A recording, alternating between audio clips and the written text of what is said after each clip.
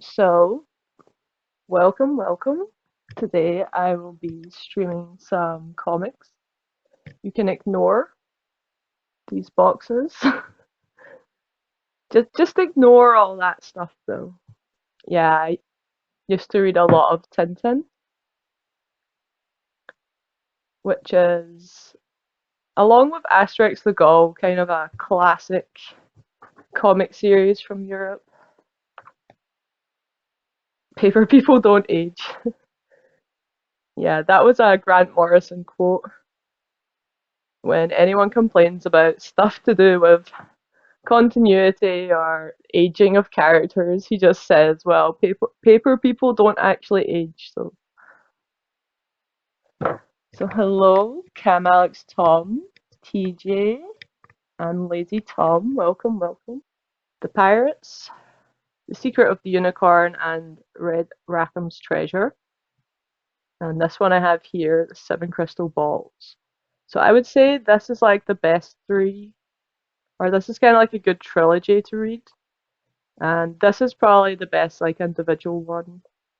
I will say some of the stuff's not that PC probably nowadays, but this series is from the 1940s. It's done in a pretty flat European style.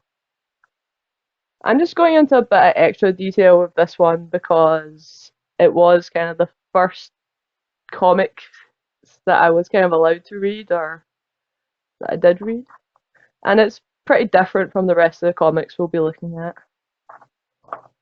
So the European style is everything is like flat on, a lot of text and a lot of action.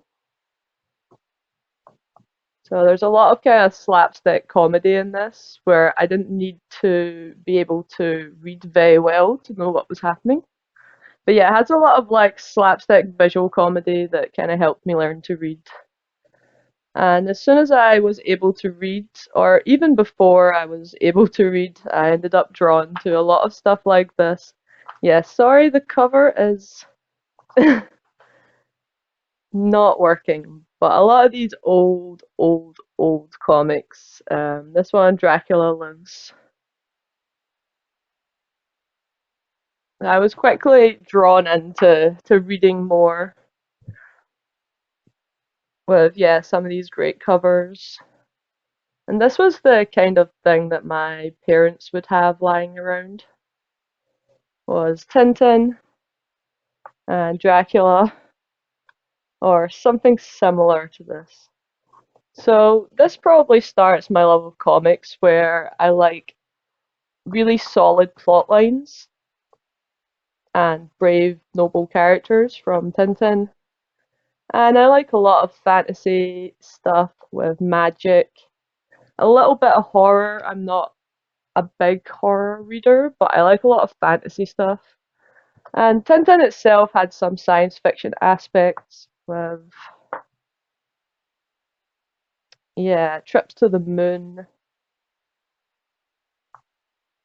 and stuff like that. So most of the comics I have here are going to either involve fantasy aspects like magic, science fiction, and then probably animals. Like I immediately after this start to get into Spider-Man. So I've always liked animals, so I was pretty drawn to Spider-Man and Batman that we'll get onto later because they're kind of like animal related powers. So along with probably a lot of people I know, I would watch Spider-Man in the 90s and got really into it then. So of course, I did read a lot of Spider-Man in the 90s. I like his kind of happy-go-lucky personality. I like young Spider-Man. I'm not so into Spider-Man aging. You love Marvel's Dracula? Oh, that's good. I think it's pretty, like, it doesn't get mentioned a lot, but I do think Marvel's Dracula is really good. So I could go into a lot with Spider-Man, but I think he's one of the ones that everyone's going to know pretty well.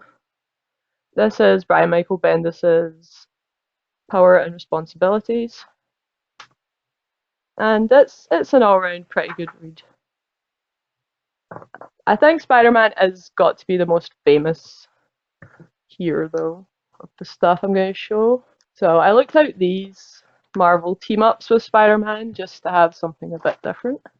Because I do think Spider-Man's origin stories and stuff can be a bit overdone. So I've got this great cover of him with Wolverine.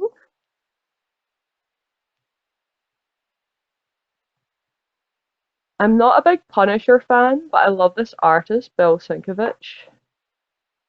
I think he puts a lot of like movement into his work. It looks very like alive. And yeah, I like this cover where the Punisher has Spider-Man in his sights just because it's kind of funny. And we have Spider-Man with the Fantastic Four. This one makes me chuckle. It's just kind of silly comics, these ones, but Spider-Man with X-Men. And Spider-Man with one of my favorites, Doctor Strange. I love Doctor Strange because he's kind of got that loner magician mentality that I really like. So these comics, I like both these covers. I actually haven't looked out any Doctor Strange just now, but I already had looked out so much stuff I was like, I need to stop. So the ones I don't have a lot of to show is Doctor Strange and the Hulk.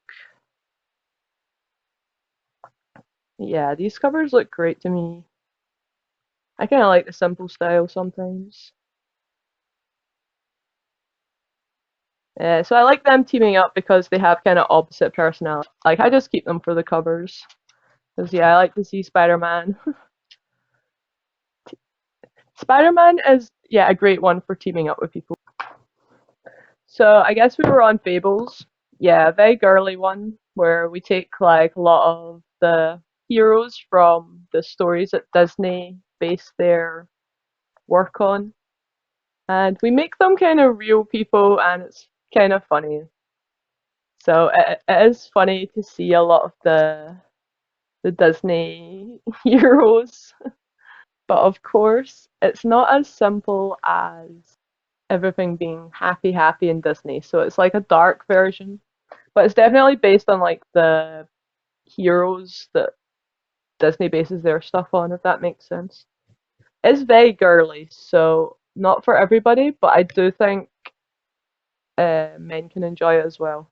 Definitely because the writing is so good on it. So Legends in Exile, you can probably guess where that's going from the title. So Saga is probably the best independent comic of recent years, or at least it's very, very good. And it's by Brian K. Vaughan, who I think is a really good writer as well. Fiona Staples does the art, and the art is very good looking in it, so we'll have a look at that in a second.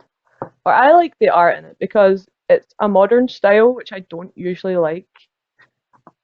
I have to admit, like usually prefer more of a like a silver era or golden era art, but occasionally like I will like modern stuff a lot. So I also one thing I like about this comic is it's got a pregnant like or like a motherly or a pregnant like main character, this woman here, which is pretty unusual because let's face it, superheroes usually fit a very small bill. Well, she's not really like a superhero. This is more like a science fiction. So yeah, this is a science fiction comic. It was suggested to me by a friend at Comic Con. They said it was like the best new comic of the year, like when this volume one came out. So I actually bought this from Fiona Staples' table. This cat is probably the fan favorite of the series. It's called the Lying Cat. Lying, like telling lies, not lying down. Though cats do like to lie down, so yeah. So I definitely recommend that. I don't want to give too much about it away, but it is what it is. It's a science fiction with a couple as the main characters in it. You would enjoy Fables, yeah, probably would. If you have seen a lot of the Disney movies, or at least you know like the Grimm fairy tales, I guess a lot of the old European fairy tales, or you have any interest in old European fairy tales, the fables is quite funny. But it has been copied by a lot of stuff. But it was huge when it originally came out. It was really, really popular. It won a lot of awards um, for being kind of original and not fitting in with the usual superhero type stuff. This is another indie comic. Oh, that one's published under Image, I should have said. Yeah, I think this one's completely indie, Fantagraphic Books. So this is not fitting in with the rest of the stuff here, but I do want to show Fred the Clown because I do actually like more cartoony stuff, like sometimes. I would say I mostly like the fantasy, science fiction, epic sort of stuff, but Fred the Clown is funny, and I really like Roger Langridge's work. Posted his alphabet of Jack Kirby on Twitter the other day. I think he's quite underrated. Yeah, this is about like a clown. This is done in like the very old. So he's more like a traditional cartoonist. You know, these kind of very old. It's like as if it's an old newspaper style. And he's just kind of like a love. He's like a clown that wants to fall in love. And this is his 10 steps to happiness. But of course, nothing usually ends up right for him. So I think this panel kind of sums it up where, yeah, he's desperate to fall in love, but yeah, it doesn't always work out for him. So that's mostly what this is.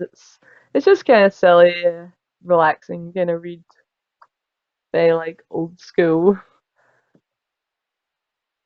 yeah, an old timey comic style. But yeah, you can see on the cover Fred looking at the broken heart. I don't know if this is just a biographical comic by Roger, but you know, it made me laugh a little bit anyway. So since we're talking about old style like cartoon strips that would be in like a newspaper or something, of course I have to mention Calvin and Hobbes. Calvin and Hobbes is timeless. Like so many of the jokes in it just become, if anything, more relevant every day. It's a boy and his imaginary friend, basically. And along with, I guess, Snoopy and Garfield, it's kind of.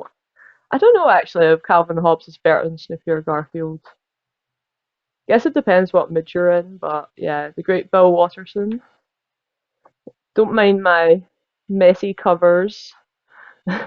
I don't keep that good care of a lot of stuff, and this was bought out of a charity shop. Yeah, it's hard not to like Calvin and Hobbes, and again, it's just a very old school newspaper style strip of a boy and his imaginary friend. Well, is he imaginary? Maybe somebody else can decide if he's. I don't know. Yeah, I guess it is. Here, the 1812 Overture. But yeah, it's definitely hard not to like Calvin and Hobbes. I know that kind of newspaper style isn't for everybody. It's very just like episodic, but I find it quite good to pick up and read. I bought this for £1. But yeah, Calvin and Hobbes, that's the classic. But shout out to Fred the Clown for being like more modern. So is it time to do a little bit of 2000 AD? I can show some. I'll show a couple of things. I'll keep coming back to 2000 AD because I collect quite. I have a fair bit in my collection. So a lot of the writers that I like, whether it's Grant Morrison or Al Ewing, all started in 2000 AD because 2000 AD is a small time publication and it's common to have like young writers in it. So this is a very young Grant Morrison. Though I got him to sign the Oldster pension book. The story in this isn't really that good for Grant Morrison, but the fact that it was the Ulster pension book, I just couldn't help but get him to sign that. That is Grant Morrison's signature there. And he was laughing his ass off at this because every single person gets him to sign like Batman or Superman because that's kind of what he's most famous for. But me bringing in the 2000 AD had him chuckling away. I got a great picture with him. I can't show it right now because I'm on my phone, but yeah, I got a great picture with him. He was very thrilled to be signing the Ulster pension book, and he was definitely laughing his ass off at that. Mostly, the signatures that I always wanted were John Wagner and Frank Quitely's, but of course, I wanted to get Grant Morrison's.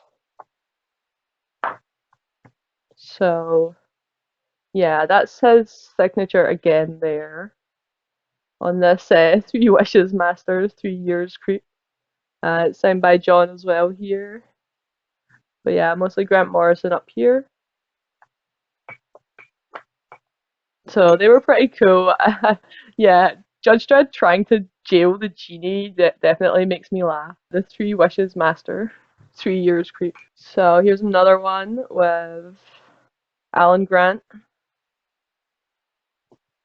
I've got John again here. To Dawn from John. And yeah, that's Alan's signature. This cover, yeah, this cover is pretty funny. I didn't really pick this cover for any reason. The Say No to Gun Control. But yeah, I don't know. To be honest, like most of the time I was in a bit of a rush when I was going to the convention, so I would just grab like literally whatever was kind of a vibrant cover. This is a era of 2000 AD that's not very popular, so it's probably going to be rare to have that cover signed as well. The Prog 500, that was fun to get signed. So we've got Carlos Esquerra here, John, and the cool thing about this one for me, because this guy was blind, but I have Cam Kennedy here. He actually went blind, but continued to make comics, and the art wasn't as good, but I kind of admire him for like continuing to do art and find ways to use computer art or whatever reason to continue to work. But yeah, Cam Kennedy passed away not that long ago, but yeah, he did go blind and did continue to work. So I think that's cool, like examples of the different styles. Got another one.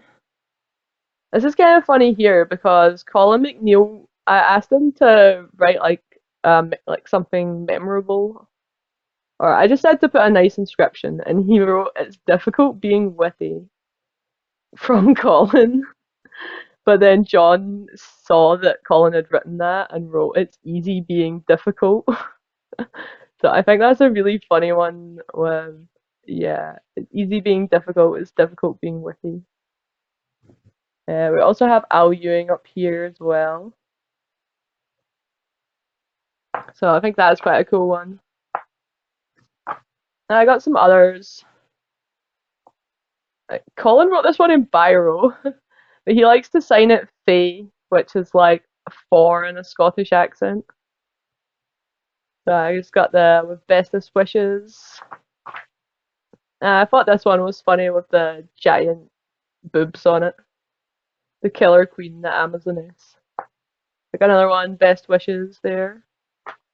Quite like this cover. Again, it's the not that popular period of 2000 AD, but yeah, we've got the Alice in Wonderland caterpillar with Judge Anderson here.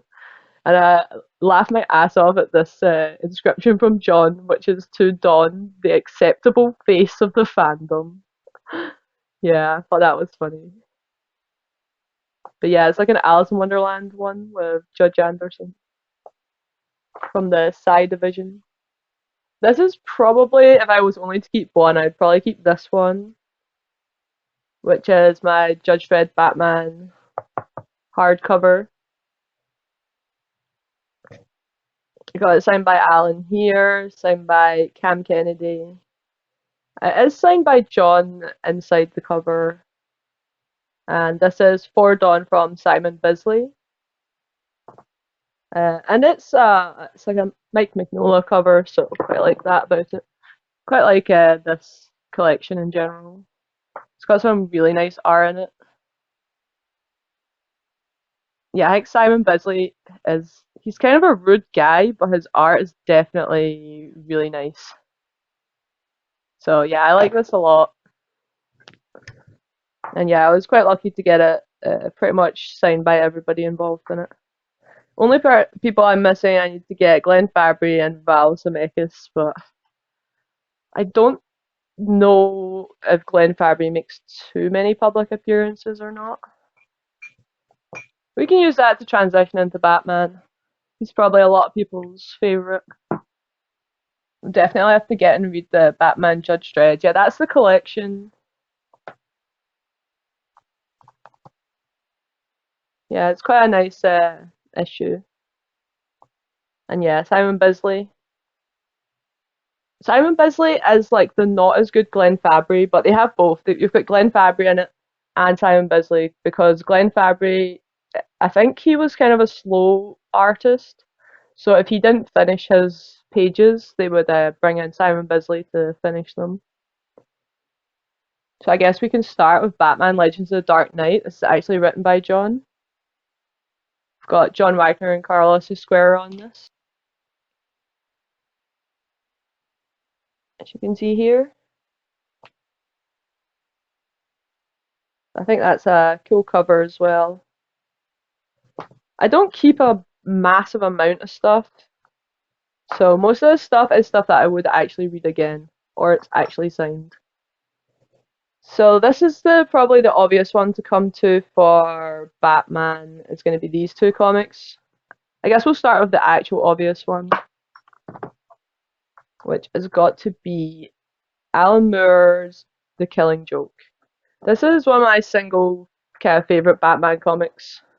I really like Alan Moore. Probably along with John Wagner, he's my favorite writer, probably, though there are a lot of other writers I like as well. So this one, I'm hoping they'll do like a live action adaptation for Killing Joke. But I've been waiting so long for it that I'm not sure it will ever happen. So I advise either reading it or watching the cartoon adaptation. But yeah, Alan Moore, Brian Bolland, two of my absolute favorites together here. This is the deluxe edition, which I like the look of, so I just bought it. But yeah, I like the art in it. I like the story in it. I like that it's dark and original. You get like a lot of very classic Joker kind of stuff in it. I'm not really a fan of like the current like vision for the Joker. I prefer a bit more of the funny, like dark stuff with the Joker. I feel like he's not the same as he used to be nowadays, or at least he's not viewed the same way. He's viewed more as like a romantic, like tragic character, and I really dislike that. I would definitely prefer if they would do like the old funny Joker, where yeah, he's just like funny. And this is Grant Morrison's Batman Arkham Asylum, which I think has been a massive influence on the video games. I know the video games kind of, yeah, basically follow more or less like Grant Morrison's vision. So this is another one that I would love to see a proper live action adaptation for, but probably won't happen just due to the fact that the video games are already doing it. So here we have a pretty unusual artist. He's called Dave McKean, who is like more of a fine artist or a serious artist than an actual comic artist. We'll have to sit through the Pattinson Batman movies at least once before getting an adaptation of it. As long as he's not in the adaptation. Twitch chat are a superstitious and cowardly lot. Oh, Batman. Little Batman quote for you guys. So this is like a very Scottish vision of Batman where he's, yeah. But the art is truly unique. It's mostly all fully painted by like, yeah, an actual serious kind of artist. It's a bit metaphorical at times, which not everybody will like. But I think the uniqueness of it kind of suits the Arkham Asylum since it's like the descent into madness. And yeah, some panels like just have so much charm to them. Sort of ghostly images of Batman. So I do think Arkham Asylum and Killing Joke, if you want to start somewhere with Batman, then depending what you like, if you like it to be dark or not, these are very dark. So I would not advise them for 5-year-olds, but you know, I don't think anyone in my chat is 5, so that should be fine. I'll show a couple more things that's just signed so that I can move them out the way. So just quickly, we've got a Chopper. I'll come back to Chopper a bit, but there's my signed copy of Chopper. Says you're a winner. Then I have a few of like these. It's like the book you get at the convention, like the program that tells you like what's going to be at the convention. So I would just get everyone to sign that. So we've got Gary Erskine and Frank Quitely and yeah, that looks like Grant Morrison again, and maybe Mark Miller. Actually, no, because Grant Morrison and Mark Miller will not appear at the same convention. So I'm not sure who this is. Maybe I'll have to double check. Yeah, that's Will Pickering. He's not a famous artist, really, but I still got just the independent artist to sign it. This one's from Thought Bubble. Yeah, we've got yeah, this one has Barry Kitson on it, which I'm pretty happy about because I actually really like Barry Kitson's work. Some people just have to be really difficult. Like, what the hell is this signature here? But yeah, this one has quite a lot on it. You got Simon Spurrier there. These, yeah, Frank Quitely and John Wagner is the kind of main ones that I don't like. I always was like, oh, I have to try and get, I want to get Frank Quitely. And he would be like, in fact, they would both be like, you have so many signed things by us. And I'm like, I don't care. I still have non-signed things. So Dave Alexander, he's just a local artist who worked on this comic, but this comic is actually one of Frank Quitely's very first publications, and it's called Electric Soup, and it's kind of like a stoner comic. You're blown away by how many signatures I have. So cool. Oh, thank you, thank you. But yeah, I really love this one because it's such a rare comic, and to be one of Frank Quitely's first ones and to get it signed to me. As you can see, I don't care about valuation, so I get all my stuff personalized. This stuff's all just for me, and yeah, a lot of this cover itself is by Dave Alexander, but this one is by Frank Quitely, and you can see that even when he was a very young man, he was incredibly talented. So this one also has Shug 90 on it. But yeah, he is massively inspired by a very old comic series called The Bruins. And he would do like a stoner parody of the Bruins. Yeah, the comic's called The Bruins. It's a family that their name is Brun. And he would do like a stoner version called like I think it's called The Greens. Yeah, I can show it inside. But this is just like a stoner comic where yeah. And that's where Frank Quitely's what do you call it, like pen name came from was the fact that he was doing these stoner comics, but he was still like at art school. and didn't want to get in trouble for drawing this kind of stuff. So it's a pun on, quite frankly, Frank Quitely. But yeah, I definitely think that's a cool one just because it's an incredibly rare comic and Frank Quitely's kind of forage into first use of his pen name. And I actually still sold some Electric Soup recently. Like it still has an interest. Somebody bought a issue off me for like 40 quid. I thought it was a bit much to pay for a comic, but you know. Should we do a little bit of Asian comics? Really nice cover. Yeah, I love it. We'll do two of the obvious ones. We have Pokemon and Dragon Ball. So Pokemon, actually the video game came first, but that doesn't mean it doesn't have a very good comic series. It's pretty childish, animal catching, but it is actually fun. It's kind of likes to go into like folklore and myth and come up with a lot of, over the top backstories for birds that live in volcanoes. And this is a free comic book day one, but Dragon Ball is probably like one of the most famous comics to come out of Japan. It's sort of based on Superman. An alien lands on Earth. He's incredibly strong. He basically becomes like an expert martial arts fighter from the age of 6. He's like but it's also kind of based on the myth Monkey, where he has like a tail as well. So the original Dragon Ball, it, it's hit and miss. Like the original Dragon Ball is okay. Like it is good, but it's definitely got its ups and downs. But when they came out with Dragon Ball Z, I think it became very, very, very good.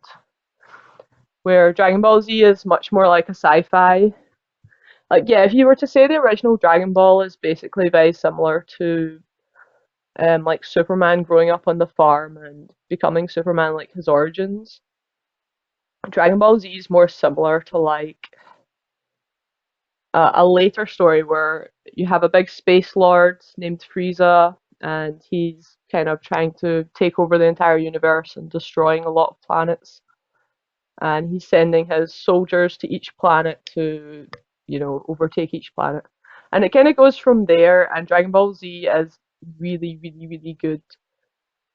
Obviously, it gets mentioned a lot, probably too much. It might be too overhyped that it can't live up to that, but it is very, very good if you like an intergalactic space dictator that's coming to take over the Earth, and the plucky hero who is pretty much very similar. He's like a Japanese version of Superman. Is going to take him on. So yeah, I definitely, you can't go wrong with Dragon Ball. Oh, Pokemon has a comic. Would never have guessed. Yeah, this is from the movie. So it's like when they go to the okay, I'll have to try to remember it, but it's like they go to a tropical island and they're kind of like tribes people who are having some kind of ritual where I don't know if they want to sacrifice a virgin. Maybe not quite because it's Pokemon, but it's not a million miles off that they want to do some kind of tribal island ritual to appease the bird gods. We have like Firebird, Lugia. It's basically based on the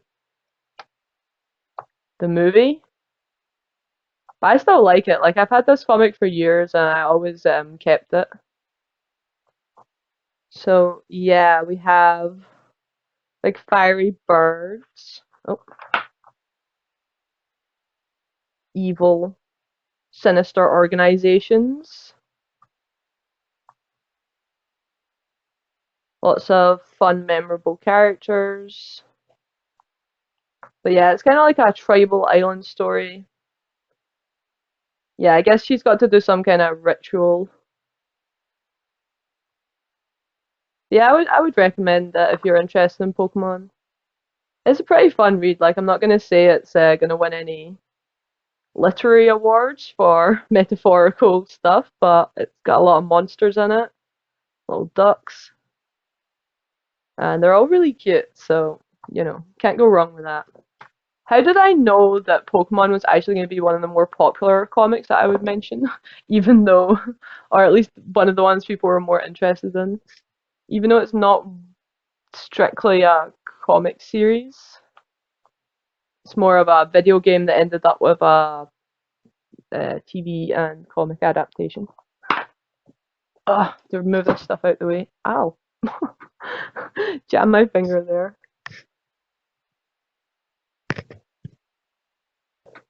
Yay, X-Men.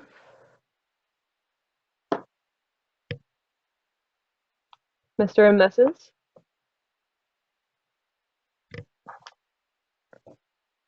I just got that one recently.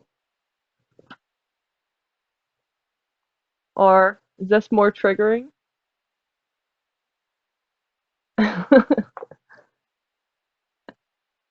Yeah, Magneto. I know how much you all love Magneto. I mean, everybody's favorite, right? What's the better couple?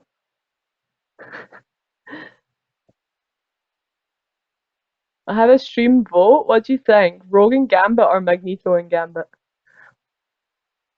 Magneto and Gambit? No. Yeah, do you like Rogue with Magneto or Rogue with Gambit? Yeah, a bit triggering.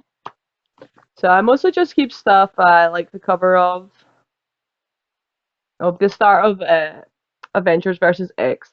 This is where I can't do too many spoilers because I feel like the movies are just entering into the Avengers versus X phase, and yeah, if I don't want to spoiler too much, but yeah, the singles for Avengers versus X,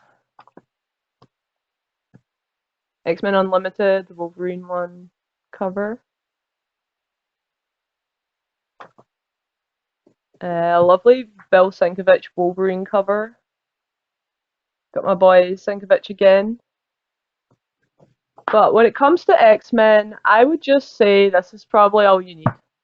It's quite a thick comic, like I will say. It's like probably one of the heaviest ones here. This is Marvel Masters Chris Claremont. I mean, do you really need much else? And I also have Savage Land here. But yeah, X-Men Savage Land, very fun comic, very old school comic. I like this kind of thing. Got monsters, heroes.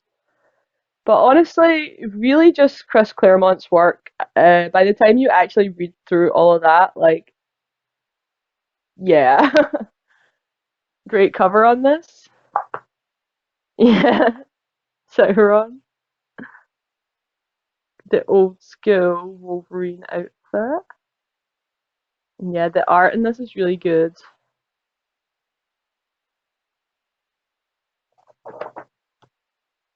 Yeah, I definitely recommend that one. If you're just looking for like a one-off fun X-Men story, you can't really go wrong with that. As I said, this one I have for the cover. It's a lovely, expressive Bill Sienkiewicz cover.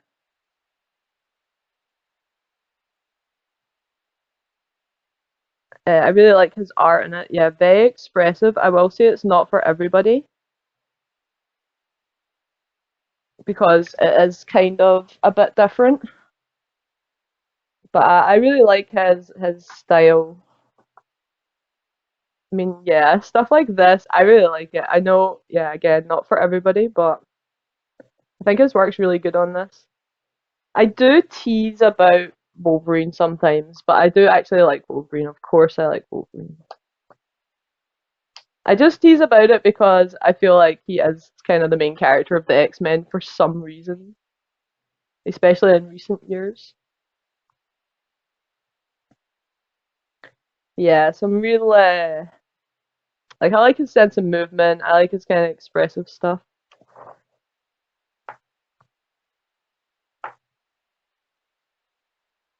Sienkiewicz's work on Wolverine's really good. I don't have it right here just now, but I definitely recommend his work on Daredevil. I think he does really good on Daredevil because he's very good at like doing rain, if that makes sense. So yeah, it kind of suits Daredevil. I'll just give a no, honorable mention to Daredevil because I think I only looked at one of his comics, but yeah, this is a great cover. Probably one of the better Wolverine covers of him like up on the taxi. Again, a really thick comic, very, very long plot line, and I expect this to be the next 10 years of the live action movies, to be honest.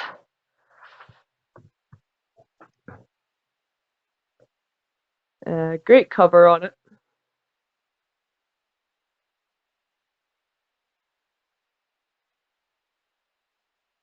And some big names Bendis, Aaron, Romita Jr. Yeah, definitely see that being. I don't know why I have the trades and the singles, but some questions I will not be able to answer, I'm afraid. Why I have so many comics is one of them. I do have other X-Men. Should I try to grab them? Guardians of the Galaxy with the X-Men. Did it cut off before when I was showing the deflated Reed Richards when he's been like stabbed by Wolverine? Of course, I have to show Rogue and Gambit.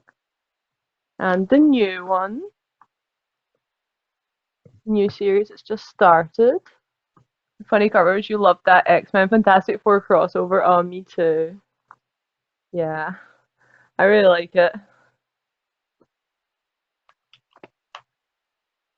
I love this one of Reed Richards as Doctor Doom, just like laughing away.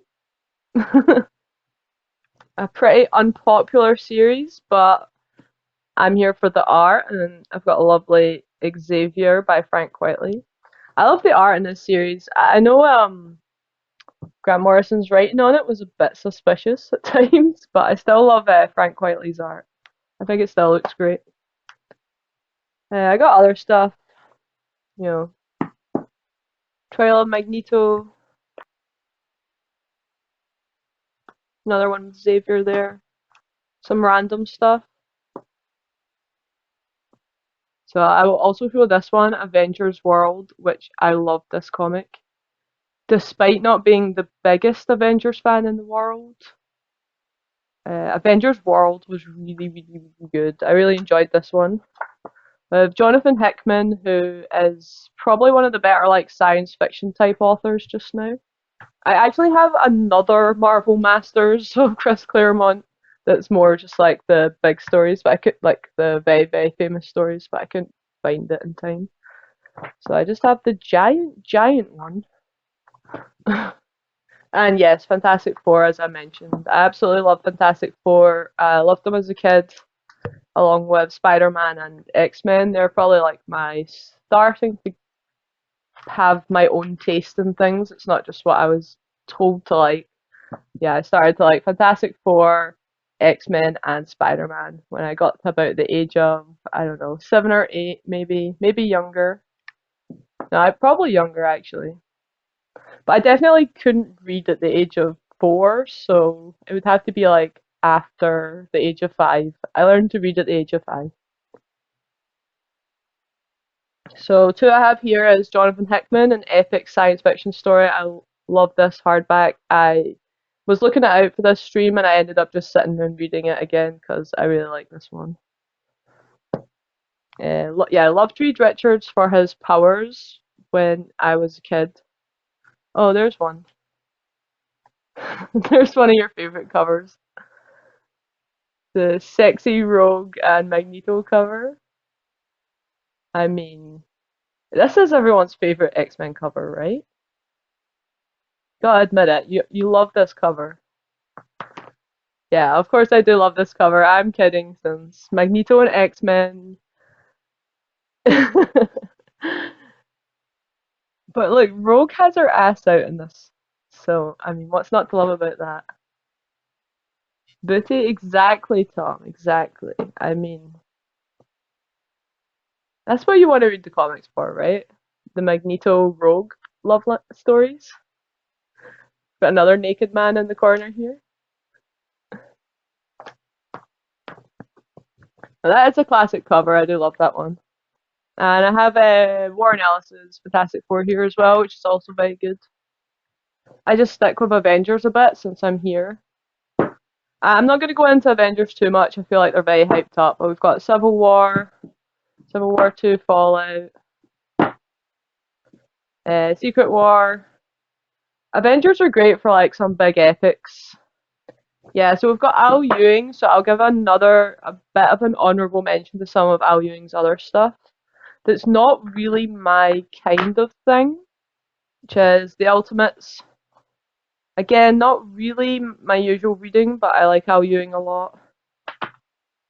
And this one, which is another signed one, so I'll show it closer. Yeah, here we go. This is The Agents of S.H.I.E.L.D., inspired by the hit TV series, extra 50th anniversary. I like this one because he signed it like High Dawn, like as a speech bubble kind of thing. And Al Ewing in 2017. So yeah, that one makes me laugh just because it's like a speech bubble, basically. First off, I'm gonna move some of these comics because I'm gonna get snowed in here if I continue to leave them to stack up. So I did say I was going to try to do some independent Vertigo and generally like the girly comics that nobody really talks about much. So, okay, who here likes music? Does anyone like music here? Because this is going to be one of my it's a very beloved comic for me from the indies, and it's all about music. This comic is called Phonogram. It's Gillen and McKelvey, and so this comic is, yeah, it's all about music. I guess it's it's hard to explain, but I guess if you really, really, really like music, it's a type of magic. That's basically the premise. So it's no superheroes, no real magic or sci-fi or anything like that, but it's about music, and it's just funny and it's charming. And I really like the art in this. I think it's really nice and clean. But yeah, I guess this is an example. It's not really like magic, but it's kind of about loving music, I guess. Kieran Gillen, yes, actually. If you know Kieran Gillen, this is kind of what he was originally famous for, was the Phonogram Singles Club. So this was kind of like, well, as far as I remember, this was like his original like comic that was so good that it kind of made him quite well known. But it's just about people that love music and how music can have a special quality, I guess. It's got a lot of music references in it, but I don't think you need to know a lot about music. I do think you need to like music though, because it is kind of about music, really. Yeah, dancing for myself, by myself, like really by myself. Do you understand? And it kind of like this, it sort of implies like it's a kind of magic-ish to really, really, really like music. So I definitely recommend this. It was originally recommended to me by like my friend who is the biggest comic book geek of all time, and it is, I would say, girly because there's no violence or anything like that in it. It's more like a slice of life about music and stuff. Very funny. If you like Kieran Gillen, definitely check it out. These are the girly ones, so let's go on with the girly comics. We have Sandman. I have some of the singles, but they have the lovely little stickers on them because I bought them for $1. And this is probably another one that I wouldn't want to part with if there was a few comics that I would desperately want to keep. So the singles, I could easily part with the singles, especially yeah, the stickers on them. But I do like the covers. Very like expressive. This one's got a little like cat jumping. But this one has a lot of my favorite artists in it. So we've got Glenn Fabry coming up again, Frank Whiteley coming up again, Bill Sienkiewicz coming up again. I like the rest of the artists as well.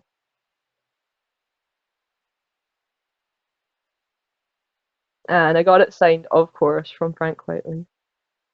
So his work in this is really good. I don't want to bend it too much, but yeah, his.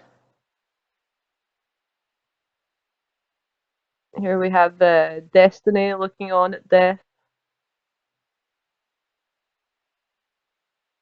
Yeah, I think his work's really nice on this.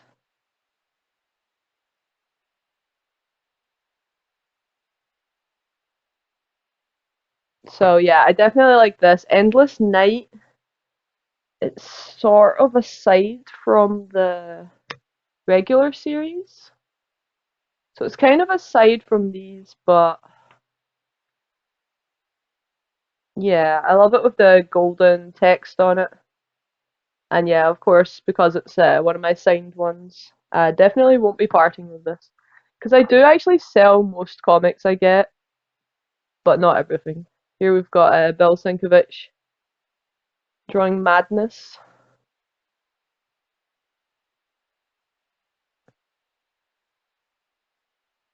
Little little fishes and stuff like that. But yeah, I like that one a lot. I really like Sandman. It was kind of cool that it got adapted into a TV show, and that the TV show was actually good. I was so surprised. I would still say to anybody to read no, well, you can read the novel American Gods or watch the TV show American Gods before Sandman.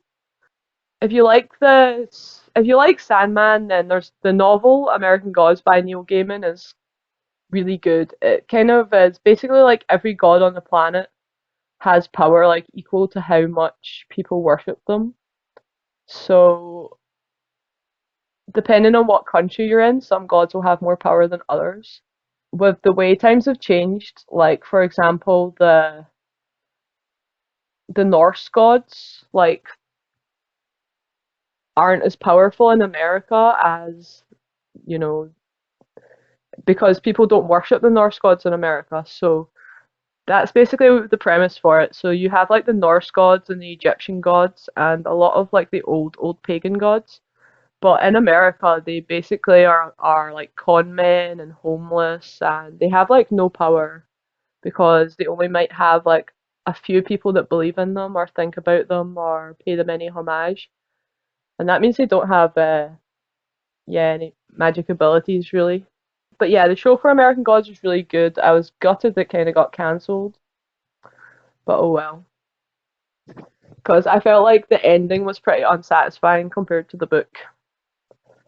But yeah, American Gods it won a lot of awards. I think it won the Eagle and the what's it called, the Hugo when it came out. It's mostly like a road book where it's like a character traveling and meeting a lot of characters. You haven't read the books or seen the TV show. It's just one book.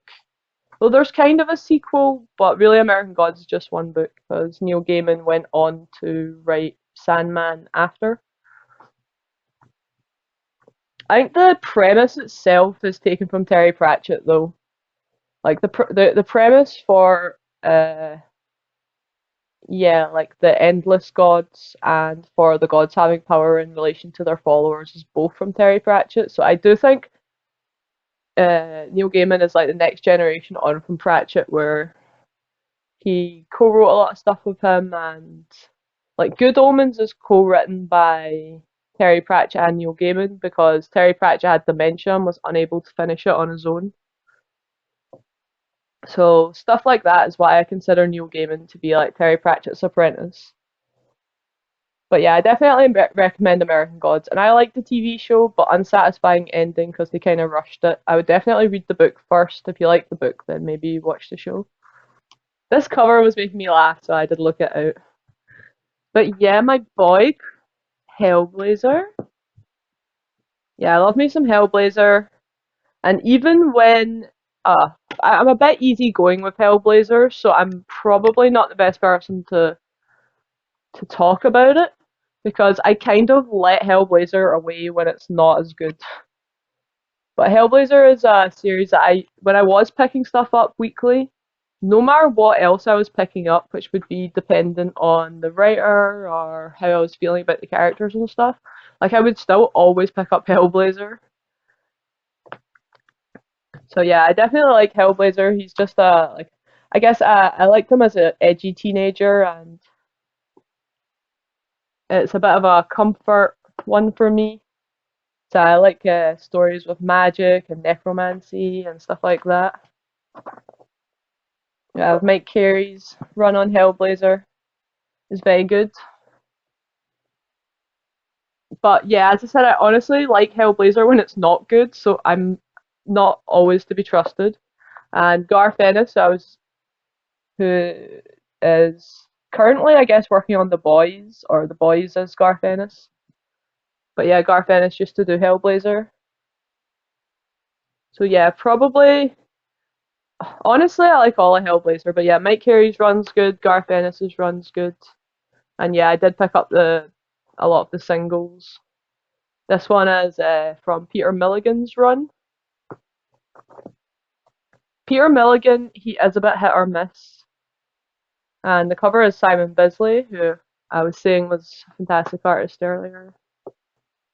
Yeah, it's another Peter Milligan series, Shade the Changing Man. And you can probably tell it's going to be psychedelic from this cover. This is not a dream. And another honourable mention will go to the Flash because I don't like the current Flash, but I used to love the Flash. So I like this really kind of retro style. This is Flash racing against Hermes. So that's exactly the kind of thing I like. I like stuff with folklore and magic and heroes. I don't really like Flash just moping about how he can reverse time and how it's so tough and blah blah blah. I just get bored of it. I'm like, can't you just race Hermes or just go and run and enjoy yourself? So yeah, Flash is good when he's having fun. But I will show the art in this because I think it's representative of like the old school art style. Yeah, so I do like this kind of classic art style really.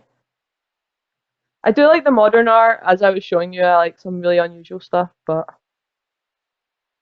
yeah, you can't go wrong with just kind of classic style.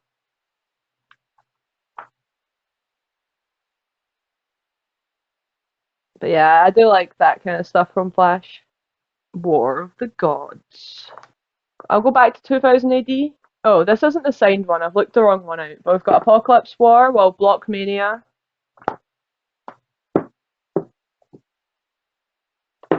Blockmania into Apocalypse War. Great classic plotline for Dread. It's considered a pretty good opening place to jump in, just because people don't usually like to start with case files from the very start because it's not completely representative of how the comics will be like later on. Whereas in Apocalypse War and Blockmania, they have like nailed down the world, and the world is pretty much going to be exactly how it is presented in Apocalypse War for more or less the entire run. So, Judge Dredd in America. Does it surprise anyone that I have it in paperback and in hardback? Is that too much? Okay, America's probably like one of my single favorite comics. I have a nice inscription in this one. Love this art. I love Colin McNeil's art on the black. I think it really comes to life. Oh, her crying on the stairs while Dredd looks on menacingly.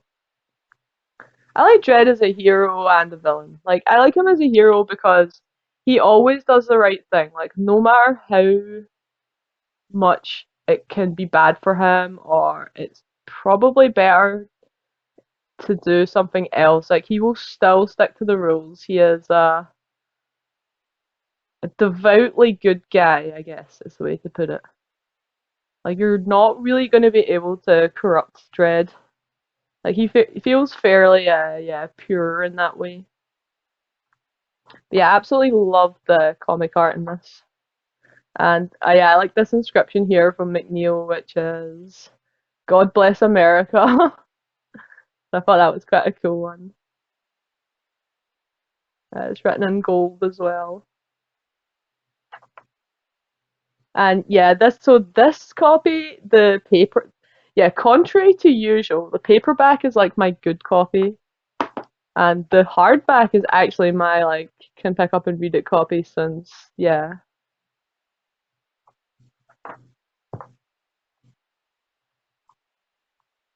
This has a few extras in it.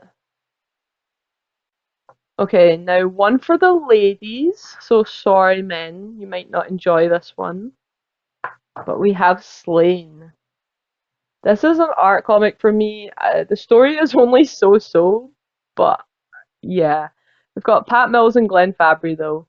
Pat Mills is okay. He's an okay writer, but Glenn Fabry's artwork is incredible on this. And yeah, Slain is the hunk for the women. It's another one of the 2000 AD series, but this is the fantasy one. And look at this art. How incredible is that?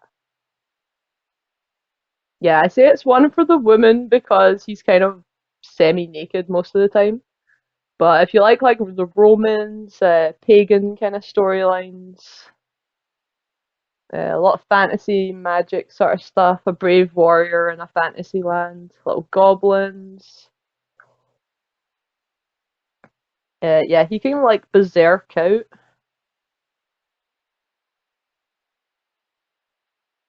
But yeah, look at that artwork. Isn't that not incredible? Yeah, really great work from Glenn Fabry on this. Yeah, look at that. But yeah, he kind of, I guess he just like fights the Romans and he hooks up with like pagan goddesses and other sort of things. Slain himself is whatever, but you love the creatures. Yeah, fair. Fair enough. As I said, the writing in it is pretty average, but the art in it is something else. Yeah, we've got like really in-depth buttocks here. Sorry. Content warning. Yeah, all this artwork is fantastic. Yeah, Slain has a bit of a mad shagger in it. But yeah, I do think Glenn Fabry's work on this is really outstanding. And I have some of the singles as well. Slain the Berserker. It's like an easygoing fantasy series. This is like more modern Dread. This is Day of Chaos. Day of Chaos 4th Faction, where we kind of have a return to the glory, like a return to the amazing work from John Wagner. More booty. Yo, Tom, coming out the woodwork for the booty. I like to see it. Interesting and nice art. Yeah, I like that comic when I was younger. And I like to see the hot naked guys in the comics. No, it is good. It's like it is kind of like a fantasy one where a lot of the time like a goddess will come and give Slain like a challenge, and he'll have to go and kill a lot of Romans. So yeah, I like the inscription on this because Colin wrote to Dawn for all the days of chaos and fun, which I thought was a really cool inscription. And this cover is pretty amazing, I think. Yeah, this artist here, I would love one of his paintings because his detail is just really good. And that's actually basically him. Like, he's done this in a mirror. He plays see, the artist that did this cover is actually a massive nerd, and he did play Dredd in the fan film, which makes me laugh.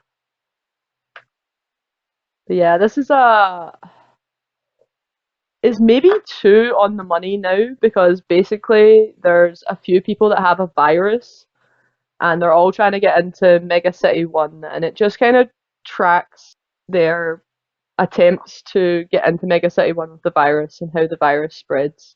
So maybe a bit too on the money after COVID, but it was actually from before COVID, so I guess it's just John predicting the future.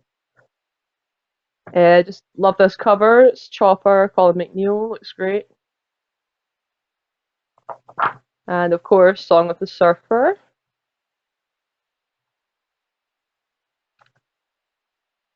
Always a winner and Surf's Up. So love that, and the silver as well. Yeah, John and Collins on Chopper and on America's a great combination. I like to see them work together. And the thing with Chopper is like the old Chopper was like very young into Collins' career as well. Okay, I've been going for ages, so I will just kind of. Should I try to speed up? Well, I probably won't. I'll probably end up going for ages again. But yeah, you probably have been watching Loki on the TV, so about a Loki agent of Asgard, and I love this one. You know, I love Doctor Doom and I love Loki, so them together is so funny. Oh no. Yeah, I love that cover.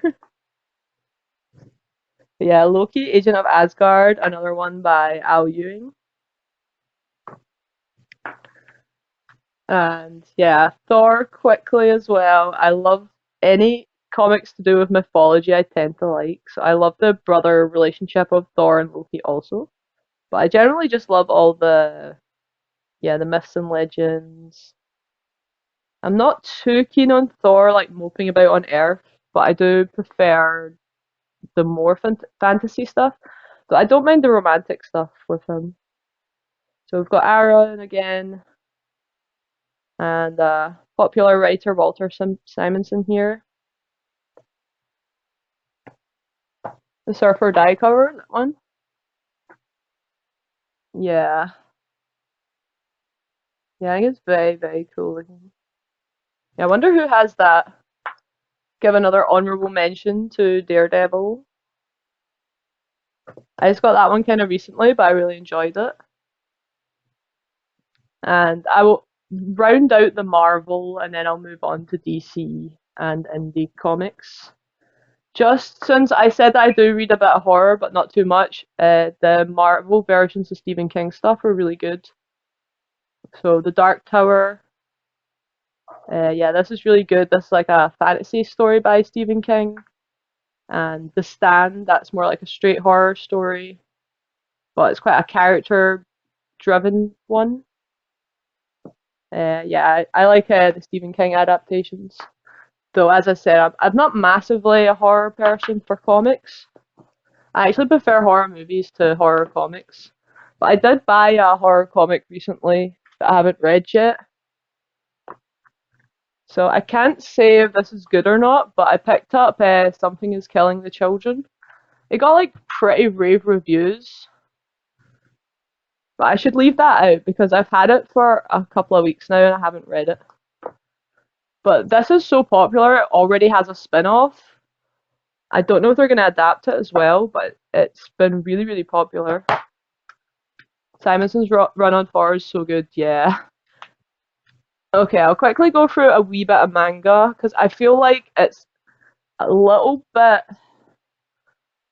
I guess, like xenophobic if I just completely ignore Japan but cover all the entire rest of the world for comics.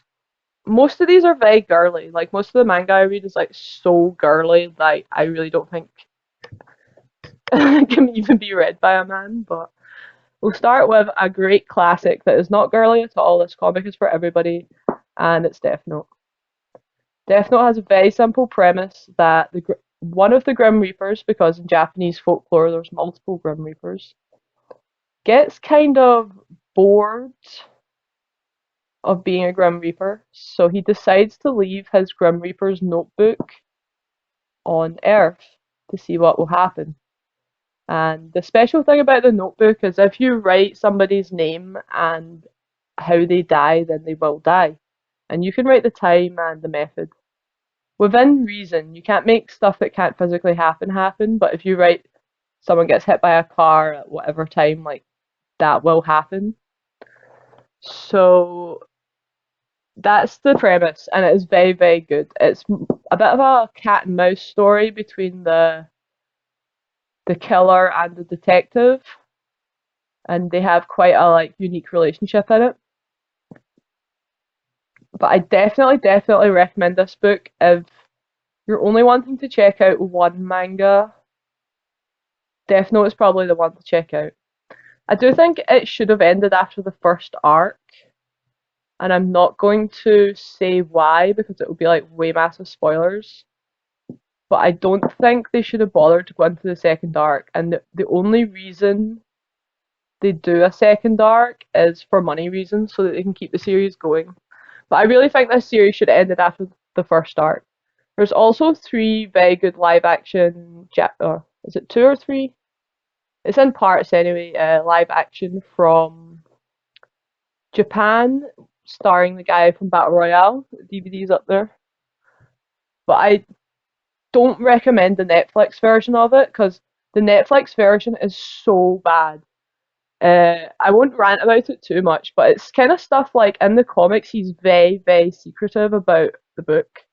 Like he tells nobody about the book. He spends a lot of time like hiding the book. But somehow in the Netflix adaptation, he shows some girl that he fancies about the book within like an hour or something of getting the book, and it's completely like against his character in the comics because he's like a sociopath in the comics. So that made absolutely no sense to me. Yo, Ambi Da Vinci, how's it going? I know you wanted to be Ambi Moni, but Ambi Moni doesn't sound as cool as Ambi Da Vinci. Death Note is cool. You never finished it, but it was enjoyable. Did you read up to like the end of the first arc? Because yeah, I do think it goes severely downhill like after that, and should have just ended there. Couldn't be read by a man. Yeah, well, I'll show you the ones that can't really be read by a man, or at least I don't know.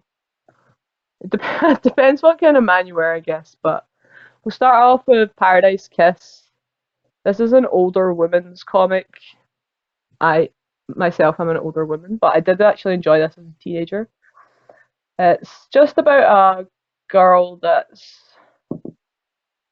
it's hard to explain, but it's a romance, but it's not like it's not really a happy romance. It's more about how you have dreams in your life and you want to try to make them work, but it's not always possible. But I don't know. I'm not explaining it well. Oh, you loved Paradise Kiss. Oh, great, Ambi, great. At least somebody else knows what I'm talking about.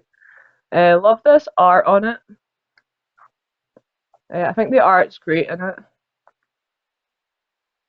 But yeah, she's a very beautiful girl, but she doesn't really know what she's doing with her life. And she meets this guy that's passionate, and he does know what he wants to do with his life, and he wants to be a fashion designer. So she becomes a model for him, and it's just about that. It's about not knowing what to do with your life and all this kind of stuff. It's very, very difficult to explain though. But it's just a slice of life romance aimed at older women mostly. They call it a Josie in Japan. Um, then, okay, don't get too triggered by one of the covers for this because it's quite fan servicey. But this was a author I used to read a lot as a teenager. It says Fushigi Yugi and the Mysterious Play, where two girls enter into a book world, and they're both told that they're the chosen one and they're gonna summon a god to win the war for their side of the army, but they're on opposite sides from each other. And what they have to do is summon like seven celestial warriors together. And it's a rom com fantasy. Yeah, it's mostly a fantasy epic, but it's also a big romance, as you can see. The would be princess falls in love with I guess he's a bit like Gambit. He's kind of a rogue and a con man thief type, but he has a good heart and stuff like that.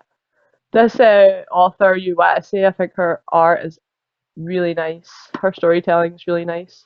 And she has this comedy as well, which don't judge the description of it because it is so much better than it sounds. But yeah, she wrote this series called Absolute Boyfriend, where a girl feels very lonely, so she decides to like buy a robot boyfriend. But she gets a bit carried away and she gives him like every desirable trait she possibly could.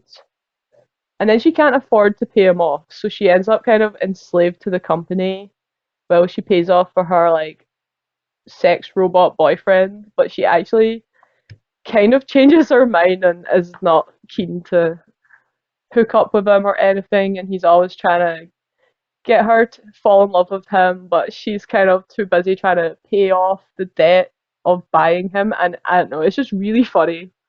Really funny romance. Yeah, basically. And it's just cute because it is like it's his programming or whatever to get her to love him, but she's very reticent to do so. But yeah, really good story. And this one's kind of probably the most popular like girly romance one. That's kind of fan servicey. But I'm actually not the biggest fan of Ouran Host Club.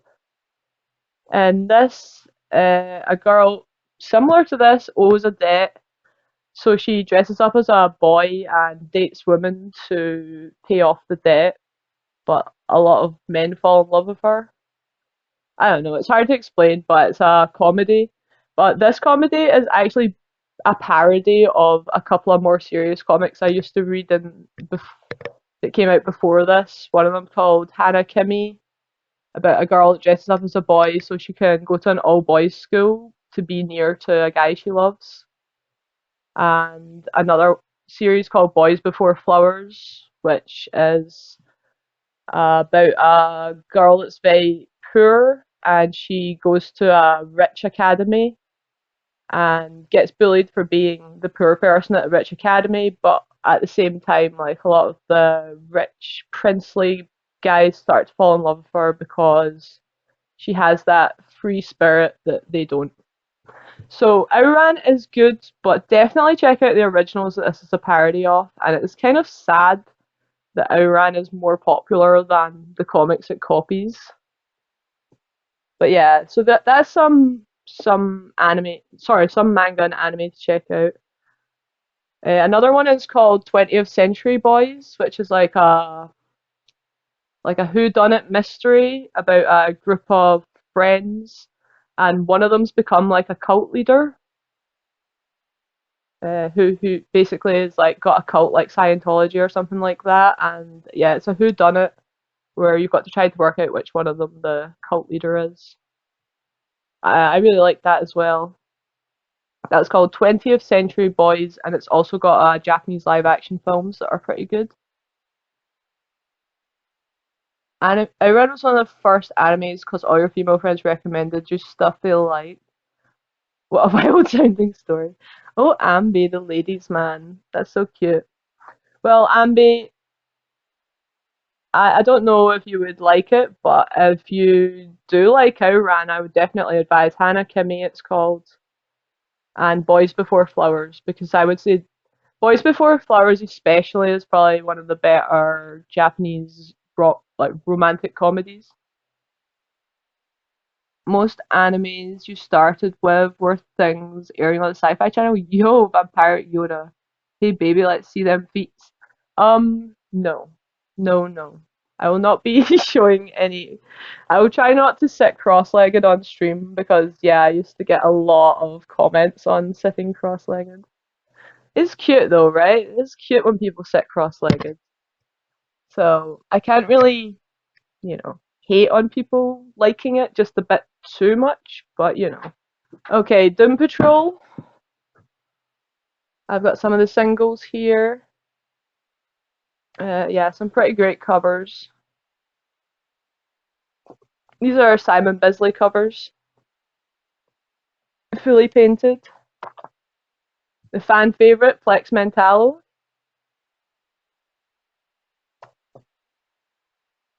And some just like other style Doom Patrol, like old Doom Patrol style. So for Doom Patrol, I'm going to talk about the painting that ate Paris, which is an example of when Doom Patrol's like good. Doom Patrol is great. They have the giant lady. Oh, Flex, you love him. Yeah, yeah, exactly, exactly. So the reason why I think the painting that ate Paris is a good example of Doom Patrol is that there's a evil painting and Superman comes to help with the evil painting and he can't do anything. He's Superman. So times like that is when the Doom Patrol can be good and come into their own because it kind of does imply like they don't do much because Superman and Batman deal with most stuff or Justice League deals with most stuff. But an example of an evil painting is something that Doom Patrol can do that the other heroes in the DC universe can't. So yeah, the TV show for Doom Patrol is very good as well. I like the comic, it's just kind of very unique and original. Grant Morrison is very up and down, I do admit. He can be nonsensical at times, but he has so many ideas that maybe it's just a case of trying to rein in the ideas for him. Yeah, maybe if he was more reined in, it could be better. Or I can see why that would put some people off.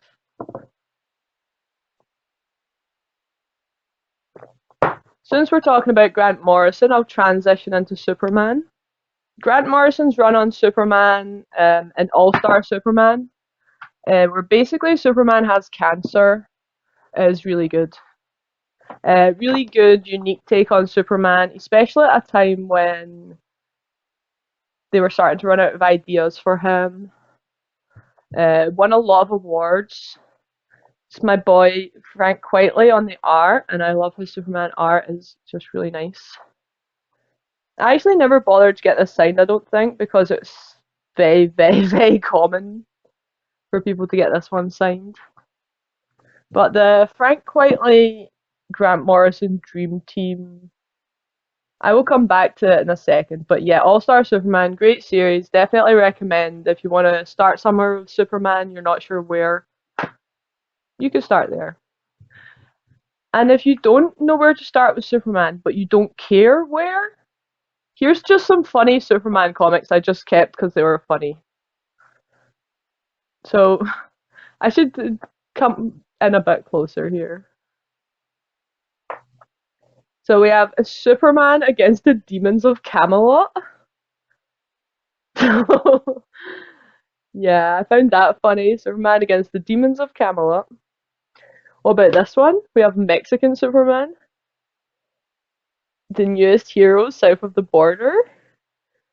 Mexican Superman looks like this, just in case you were wondering. Yeah, Mexican Superman. Then I have Superman's ex-pal, Jimmy Olsen. Gun him down. Jimmy Olsen running Superman over. Ex-pal, no.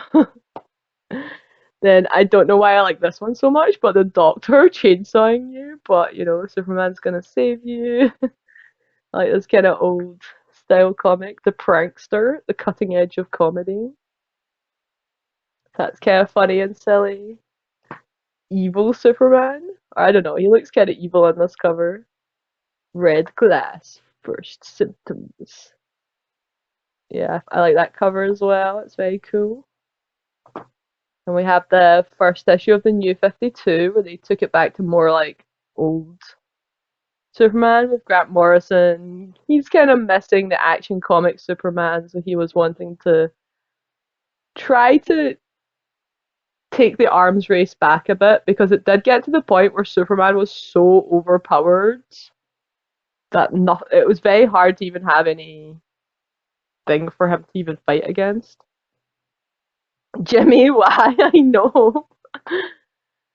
And this is what I mentioned Or yeah, it was funny when I was reading Batman versus Superman, and then I was like thinking that you versus Winston was totally like Batman versus Superman. So I did want to show the chewing gum.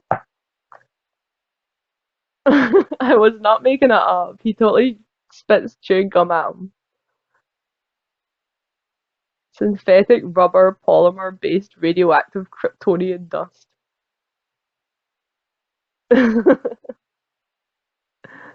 Yeah. That's a way to beat Superman, right? He doesn't really beat him, they just both fall in the water. But yeah, I thought that was funny. Quite enjoyed that. It's just a collection of Superman versus Batman, but neither of them ever beat each other really. So since I'm smoking, I'll do probably the most popular single run of any comic, which is The Watchmen. The Watchmen is great. I love Alan Moore. His work is fantastic, very original. This is it's like a whodunit story where we have a paranoid detective investigating the old retired superheroes, and it's kind of a parody on a lot of old comic book stuff. I'm not the biggest like this is the thing with the adaptation, right? I love the movie as a movie, but I feel like it's not a murder mystery because they show you who it is in the opening scene of the movie. So I'm not going to ruin it if anyone's not seen it, but it kind of doesn't make any sense when the whole story is a whodunit. So Alan Moore did take his name off the movie, and I'm not surprised. But this and America are two of the best like single stories, probably. But yeah, I prefer this as a murder mystery. I don't really like the telling you exactly who did it because it kind of narrows down the excitement. And a big part of it is his paranoia. So like he is paranoid and he doesn't have any friends. He doesn't trust people. He only really has his one friend, Night Owl. But yeah, what did you think of the movie? Does anyone agree with me or this is a nice hardcover anyway, where we get the Watchtower. This is the actual cover, the Watchtower cover. Sometimes I think about going through taking all the dust covers off stuff if the actual cover is nicer than the dust cover, but I never actually do it because then I think, oh, but it won't be complete if I don't have the dust cover. Even though the actual cover is nicer than the dust cover. But yeah, Watchmen, Alan Moore, you really can't go wrong with reading this. I would advise reading it before watching the movie because the movie just ruins the book, but you know, definitely worth checking out if you haven't seen the movie. If you have seen the movie, you can still enjoy it, but it's already ruined for you, really. I don't have V for Vendetta, but I do have something else I can show you. The movie just doesn't come across as a whodunit. It comes across as just like a series of things happening in a row. So this is the same artist as did V for Vendetta. And I went and supported him with his indie comic. I won't say it's the best comic in the world, but I am showing it just because I got a nice little inscription on it. Don't mind seeing up my nose constantly in this stream. I don't know if it's very visible in this, but it's actually got like an outline of a yeah, this is David Lloyd. He's a really nice guy as well. And he's pretty much yeah famous for V for Vendetta, but he does do his own independent comics. He doesn't really want to work for a big corporation anymore. But people do not really support indie comics, so I thought that was cool to get a little kind of quick sketch off of him.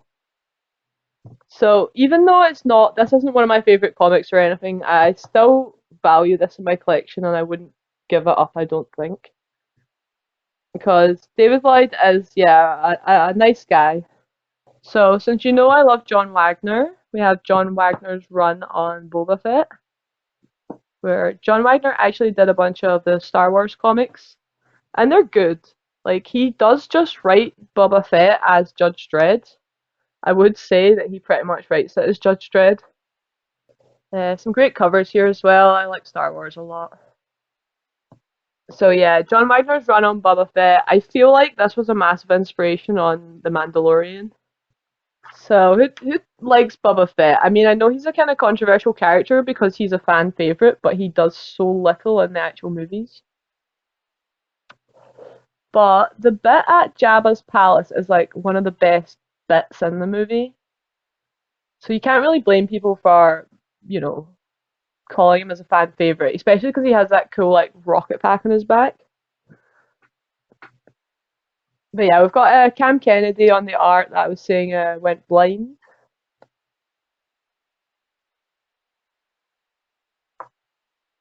But yeah, I love these covers. I would be quite interested to read some of the Star Wars books as well.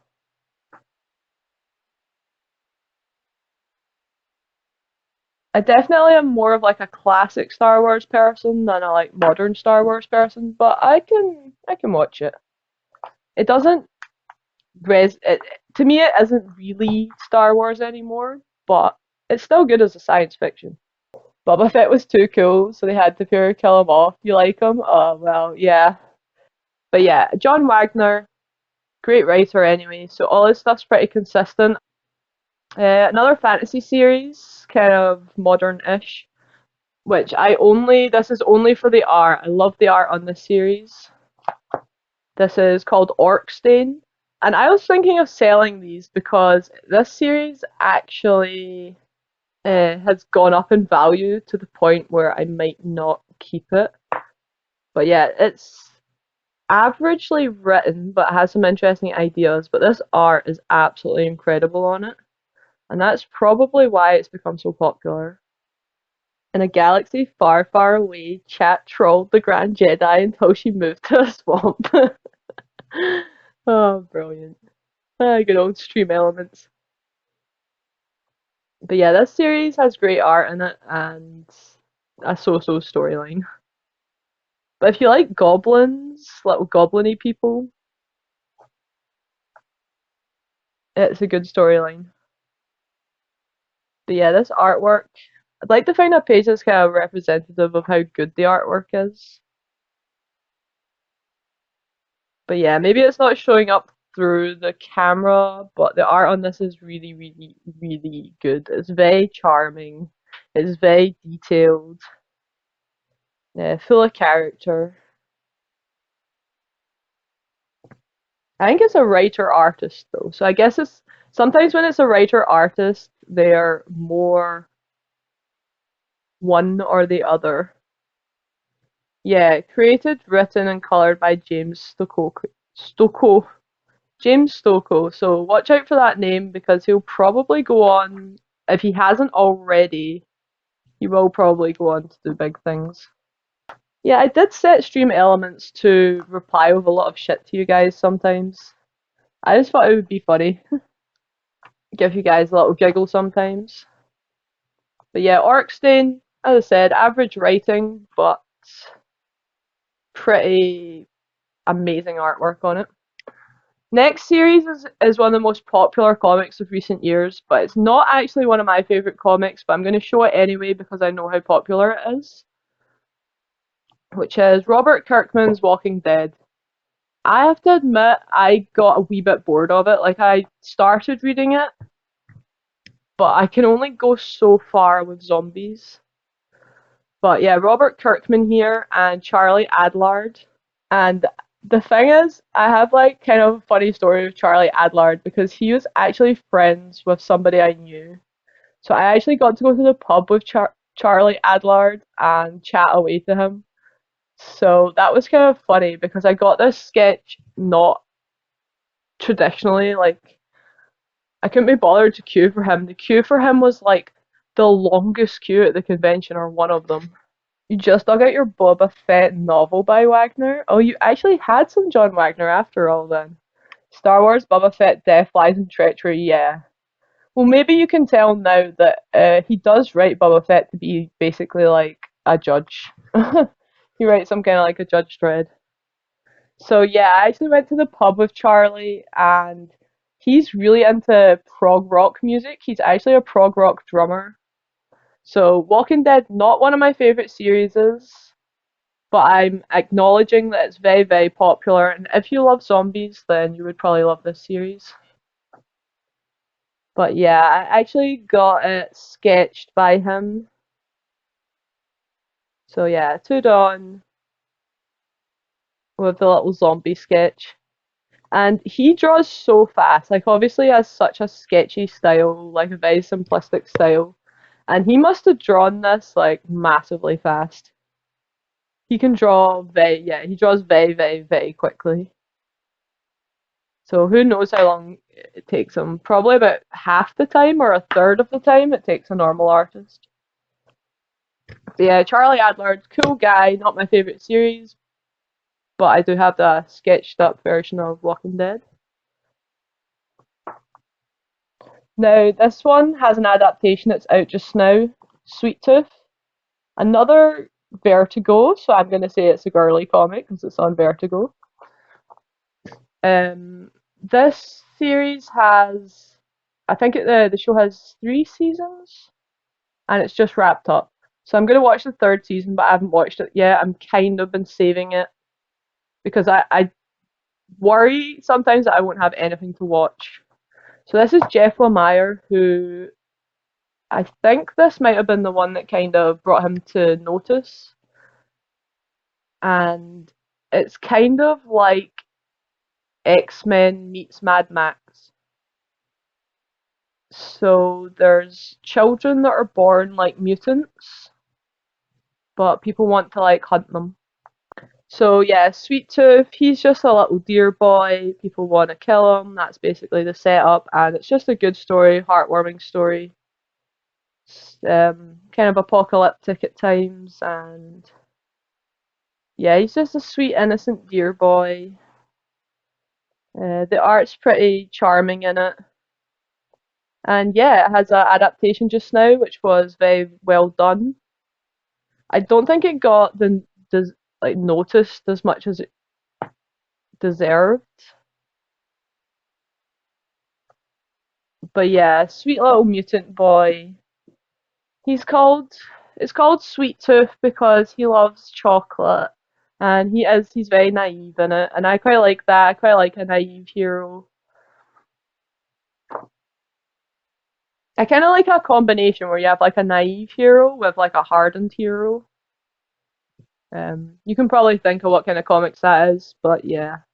Like when I was saying earlier with Spider-Man with Wolverine, like I like the naive hero and the hardened hero. This comic definitely not for everybody, but this is one of my all-time favorite comics is Preacher. The name put me off for so long because I'm not really into religious stuff, but it's actually a heaven and hell story, and I do like heaven and hell stories.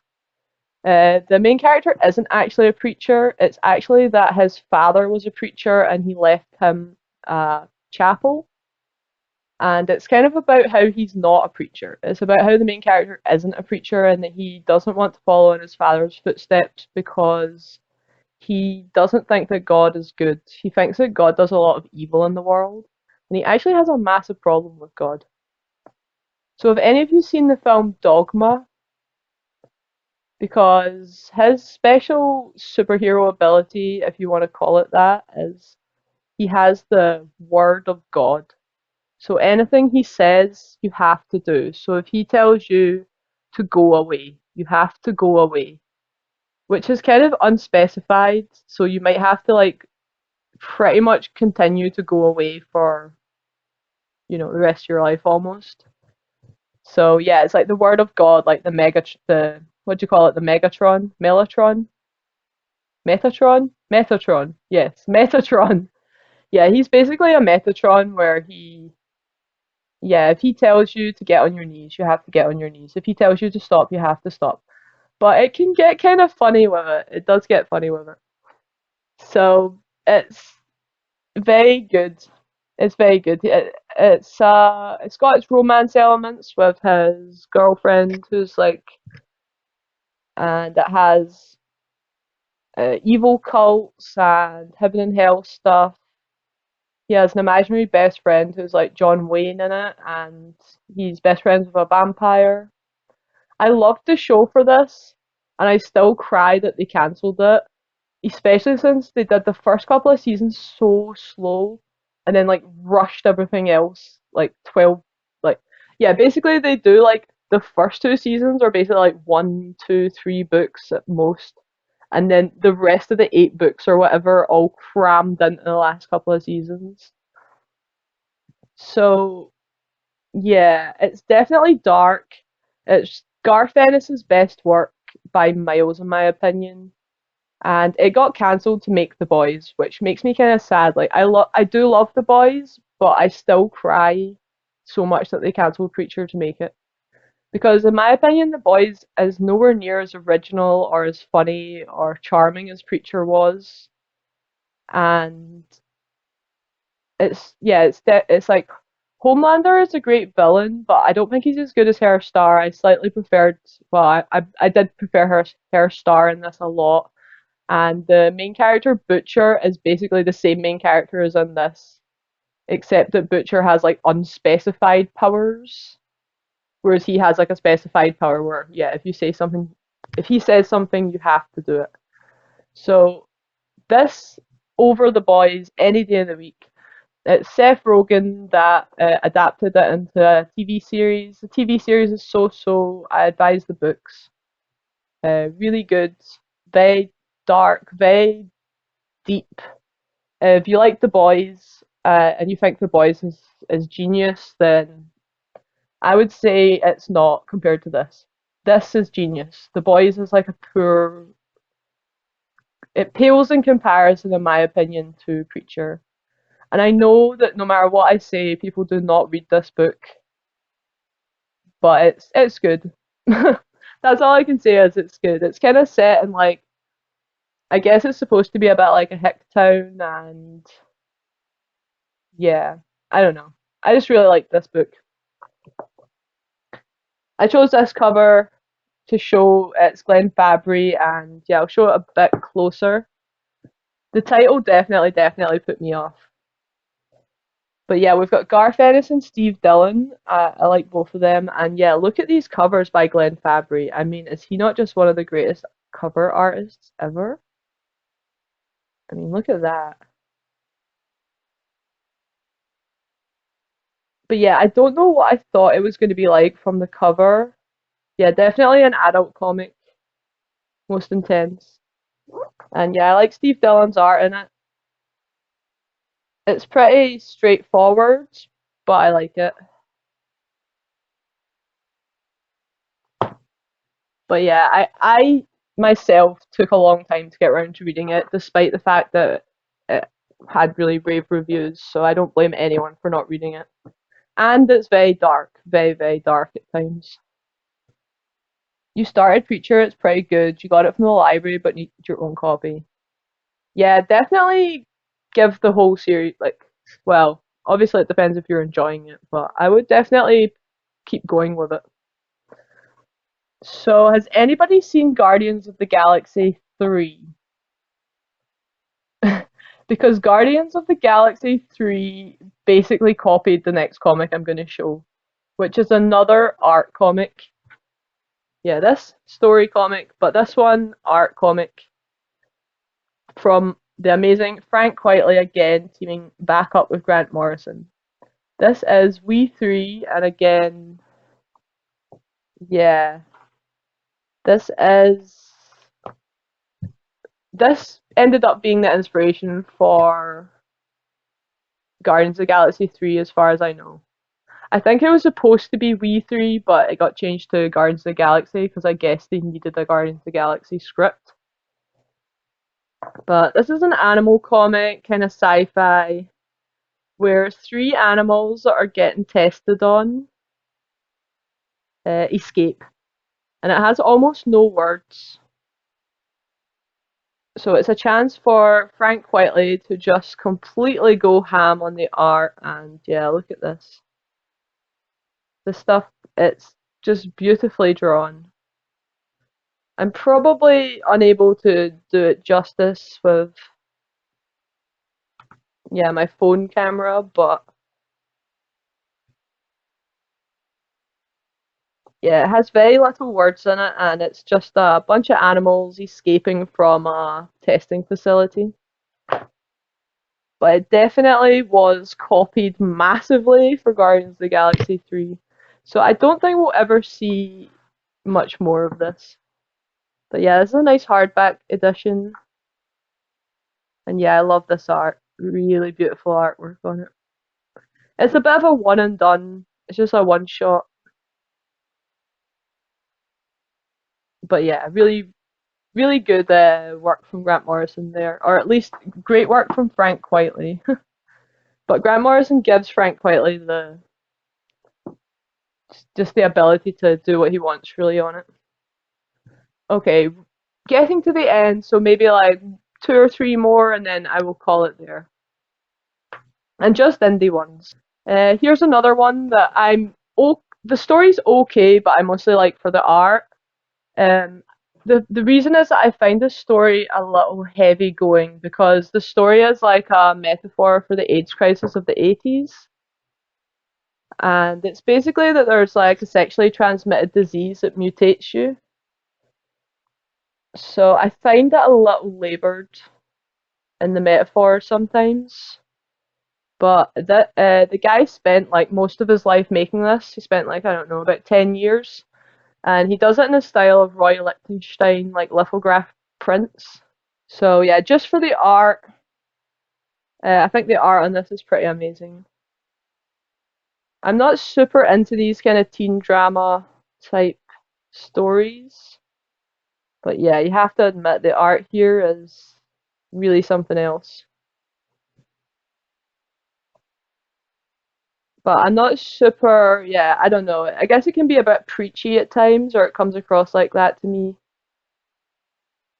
But it's good about adolescent sexual confusion and STDs and stuff like that. Kind of the fear of, I guess it's about the fear of sex and the negative consequences of it. But I do find it, yeah, a little bit labored, or it's a little bit too depressing, like, because there's very little, like, let up in it. But I do think it was a massive inspiration on a lot of comics that went on to follow from that. So yeah, that mostly for the art, but shout out to Charles Burns. That's just more like an honourable mention. This again, an honourable mention because I actually am friend like this was done by a couple of friends of my mum, and it's called Louis, The Adventures of Louis, I guess. Well, it's just called Louis by Metafrog. They're called Metafrog with a PH, and this is done like a children's book, but it's got kind of a bit of an unusual, odd, almost as if like it's got like a weird undertone to the series where they make references to like weird stuff. It's very very hard to explain, but I actually love the art and the writing in this, but it is weird because it is done like a children's book and it is technically like a children's book. But I'll show some of the art and you can see what you think. So I have the nice postcard. I like to keep that in here. I have the nice inscription. It says to Dawn, Southside forever, best wishes from John and Sandra, Metafrog. And that's because, yeah, they used to kind of be my neighbours, or not next door neighbours, but like they lived only about 5 minute walk from me. And yeah, John was friends with my mum from when they were at school. And Sandra is his wife, who is French and a very talented artist. So we've got a little bird in a little cage. But yeah, there is something weird about this book. It's very hard to explain. But yeah, I love this art.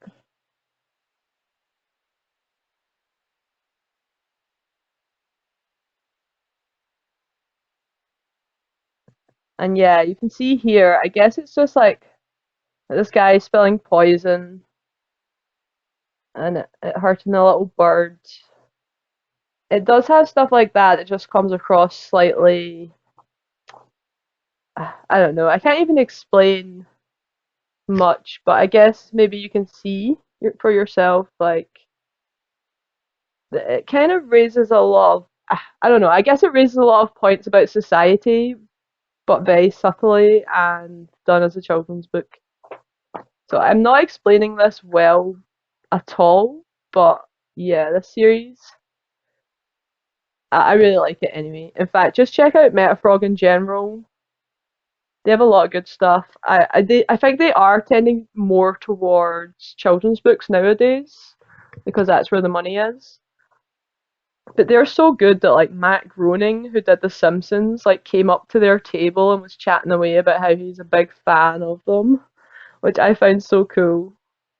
But yeah, the guy that's from does The Simpsons is a big comic book fan, a genuine comic book fan.